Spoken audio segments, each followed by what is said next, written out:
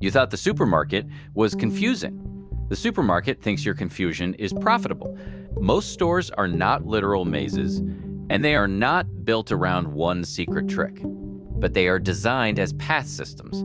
The route between the entrance, the products you need, and the checkout changes what you see, how many decisions you make, and how many chances the store gets to sell you something unplanned.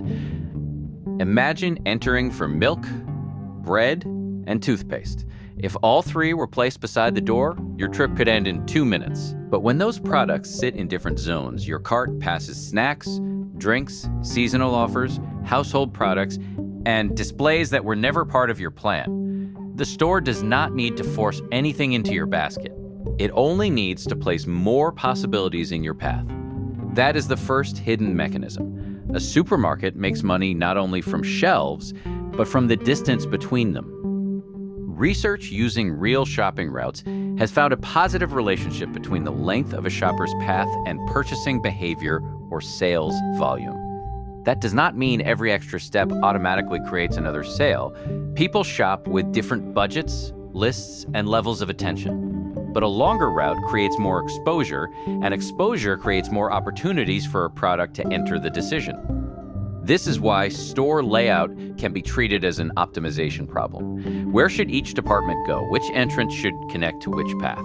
How deep should the store be? And how many product zones should a typical shopper pass before reaching a destination? In one academic model, departments were arranged around expected shopper paths to maximize impulse revenue. In its simulations, a deeper store performed up to 13.71% better for expected impulse revenue than a square layout. Certain combinations of doors also produced stronger results. That number is not a universal promise for every supermarket. Real buildings, product ranges, and shoppers differ, but the model reveals something important. The shape of a store can be evaluated by the commercial value of the journey it creates. And the most valuable space is not always where people expect. Most shoppers would assume that displays near the entrance are the strongest. They are seen first, so they should sell the most. But research on supermarket endcaps found that displays at the rear of the store received, on average, 24% more foot traffic and 30% more reach than front endcaps. The sales results were even more surprising. Rear endcaps produced an average uplift of 462% over baseline, compared with 460% for front endcaps. Why can the back outperform the front? At the entrance, shoppers are still orienting themselves.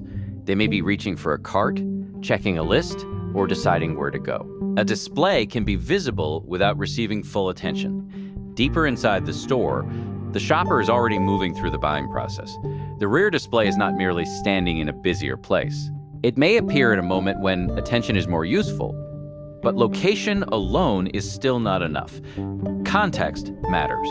Another study found that optimizing the allocation of in-store displays could produce an average revenue increase of 11.15%. Displays located closer to the main product category also had a stronger effect. That makes intuitive sense. A special coffee display may be more persuasive near the coffee aisle than in a random corner. The product appears while the shopper is already thinking about that category. The display does not have to create a completely new desire. It only has to redirect a decision that is already forming. This is the deeper pattern behind supermarket design. The store controls sequence. First you enter, then you orient yourself, then you move toward a planned product. Along the way, categories appear in a specific order. Some offers arrive before you have made a decision. Others appear when the relevant category is already in your mind. The same product can feel more noticeable, more convenient, or more relevant simply because of when you encounter it. This is not mind control. It is attention engineering. And that distinction matters because the most famous explanation of supermarket design is also incomplete.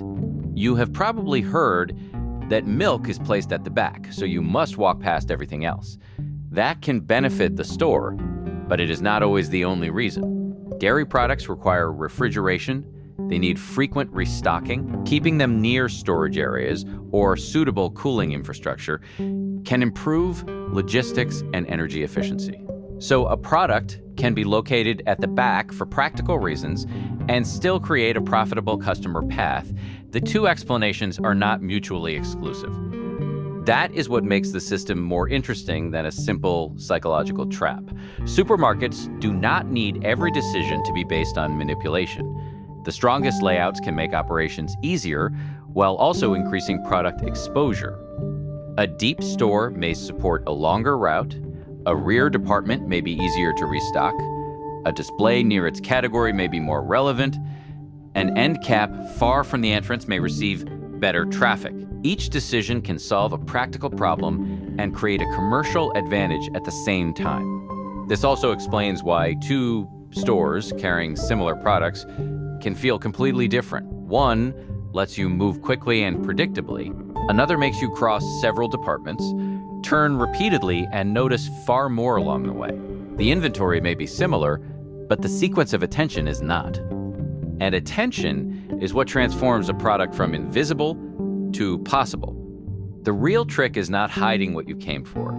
It is stretching the distance between what you came for and everything you did not. So supermarkets are not best understood as mazes designed only to confuse you. They are better understood as path machines. Their layout guides movement, movement creates exposure, and exposure creates opportunities for unplanned value to enter the basket.